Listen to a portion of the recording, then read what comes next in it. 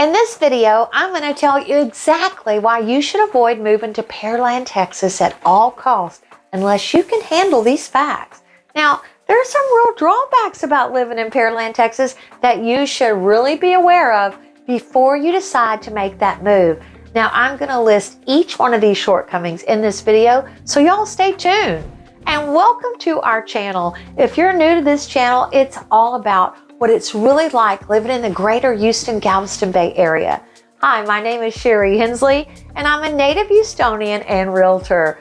We get so many phone calls, emails, and texts from people just like you who are researching for the best place to live along the Gulf Coast. Are you thinking about moving to the greater Houston, Galveston area? Maybe a suburb somewhere between Galveston and Houston? We are here to make your move to the greater Gulf Coast area a seamless process. Now, I have 6 decades of my life here on the Gulf Coast, and I'm going to talk about the good, the bad, and the ugly of living in Pearland, Texas. And y'all, we're getting to it right now. Now, I'm going to tell you what it's like to live, work, and play in Pearland, Texas. If you're not new to this channel, welcome back. Make sure you hit that subscribe button, click that little bell. You'll get notified every time we put up a new video episode. And this will also allow YouTube to push it out to people just like you who are also looking to live in Pearland, Texas. Let's talk about those facts that may make you think twice about living in Pearland, Texas. We have pretty extreme summers on the Gulf Coast, and Pearland's really no exception. Although my great-grandmother always said, "Honey, the heat is great for your skin." Temperatures can range anywhere from 80 degrees all the way up to over 100 degrees in the summertime. Now, we have 100% humidity, and don't forget that heat index. Many days are going to be well over 100 degrees. It's hot and humid and sticky and muggy. If you aren't used to the extreme heat, you may not want to endure these temperatures. Now, word of the wise, locals, we don't exercise or mow in the heat of the day, and we carry bottled water just about everywhere we go to keep hydrated. Did you know that Houston, Texas is the most air-conditioned city in the nation? It's hot here in Texas. AC is not a luxury here, y'all. It's mandatory. If you cannot handle Hades hot, the Houston Pearland area, well, it may not be for you. In Texas, we really do have high property taxes. Now, the state of Texas does not have a state income tax, so you get to keep more of your earnings.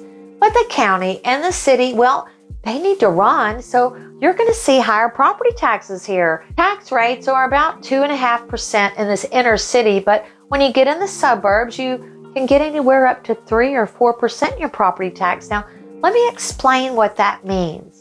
Pearland is going to have a base property tax, like I said, in the city. And in the suburbs, it's going to be higher. This is going to be due to a MUD tax. This is a municipal utility district tax that was a bond that was sold so the water and sewer and utilities could be installed and maintained when the subdivision was first developed. Now, all owners pay this tax every year. Your home is going to be valued by the county appraisal district every year. They're going to take this value and then they're going to multiply it by the tax rate. Now, this is the amount of tax you're going to pay every single year. There are deductions to help you reduce this tax exposure. One of them is a homestead exemption. You get about 25% off the top. Now, there's also an over 65 exemption, which can save you some more. And there are also disability exemptions available too. So if you buy a home in the suburbs, further out of Pearland, a MUD tax on your $700,000 house, well, the property taxes could be anywhere from $20,000 to $28,000 in property taxes before any exemptions are filed. Now, these property taxes are due every single year. Property taxes aren't cheap, y'all. Hurricane season here on the Gulf Coast is from June 1st to November 1st. Storms are most often seen landing here in August or September, which incidentally is our hottest months. Pearland is close to the coast and is barely above sea level. Now, you will see some flooding. The last major hurricanes we saw in this part of the country were Harvey and Ike. Now, Harvey brought torrential rains that just pounded on us for hours upon hours. I think it was like 48 hours. Now, Hurricane Ike barreled up the Houston Ship Channel. There are going to be areas that are more prone to flooding. So always ask your realtor if the home you're interested in is in a flood zone. Did it have any damage from previous hurricanes? Your lender will require a 1-year prepaid flood policy if you are in a flood zone. Check FEMA maps, talk to an insurance agent, and your trusted realtor. The Houston area was all over the news when the Cajun Navy came to rescue many folks from their flooded homes during Harvey. Now, it really doesn't get frigidly cold or really even cooler in the Pearland area until about the end of October or November. Now, the busiest times, as I said, for hurricanes is in August and September. And it's hot here. And with those storms, tree limbs get knocked down, power lines, transformers blow, and there's going to be some power outages. During Ike, we were without power for 21 days. A transformer had blown in the neighborhood. The whole neighborhood was without power for 21 days. Now, we were lucky and we found a gas generator at a pawn shop, and it ran our fridge, our microwave, and our fan.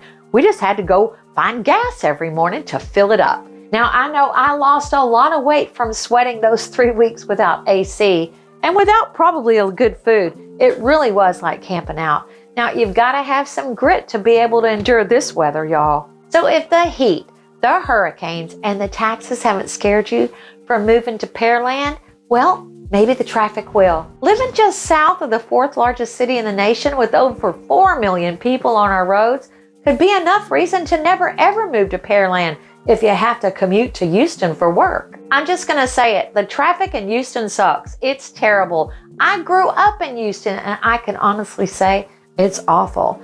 Did you know that Houstonians spend over 48 hours a year in their cars? Some days it feels like you're in that traffic for 48 hours in one stretch. People moving to Houston, the city's expanding far and wide, all these suburban areas and small towns. Many families move to the suburban cities and they give their children great schools and after-school amenities. The suburban areas are really the best of both worlds, and many folks do commute. The government has had to build new highways and toll roads. Oh my, it's just crazy.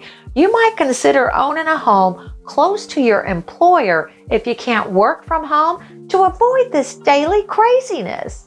Peak traffic times are 6 a.m. to 9 a.m. and 4 p.m. to 8 p.m. Now, y'all, you just got to pack your patience. I bring coffee or tea and maybe a snack. I turn on my favorite radio station and just ride it out. Mosquitoes, y'all. The coast is humid and is a perfect breeding ground for those mosquitoes. Those bloodsuckers will catch you and leave whelps all over your body. Well, they do mine anyway. Now, I keep the skin so soft and other insect repellent ready at all times.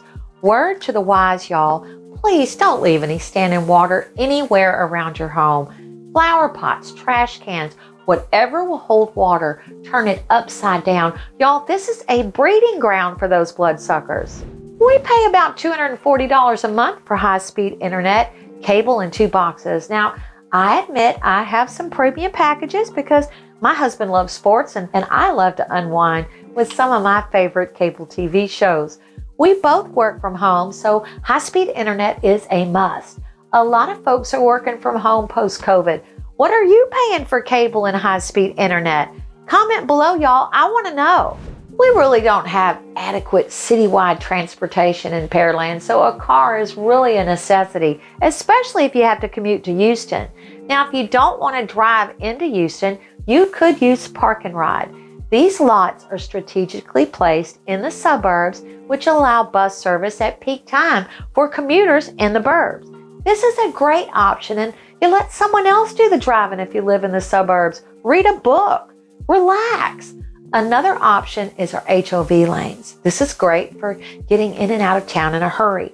Now, you got to have 2 or more commuters to enjoy this toll lane of sorts. Now, I know I've said this several times. Pearland is a car-dependent city. In Texas, we love our cars and trucks here and the freedom to move about as we please, when we please. On that note, with everything being bigger in Texas, Houston has a few toll roads to get you around the city for a fee. We've got the Hardy Toll Road, the Beltway 8, the Grand Parkway 99, the Fort Bend Tollway, and the West Park Tollway. Houston is so spread out that we've had to build more freeways and highways just to get us around town and to all these suburbs.